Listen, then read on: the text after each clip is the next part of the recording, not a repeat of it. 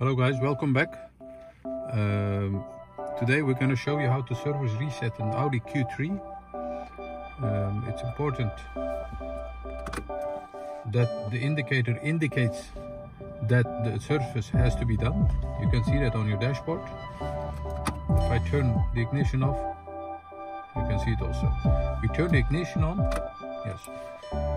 The service indicator can be resetted by the menu of the navigation system.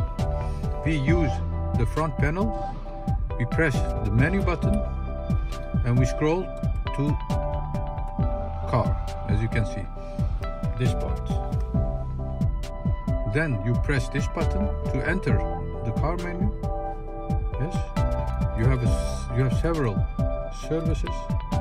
We're gonna use this one. Enter again. Service. Enter again. Then we have to scroll down by turning to the left, and then it says that I can reset the service. Press again to confirm. It asks me if I'm sure. Turn to yes and confirm again. If we have done that, then the service has been resetted.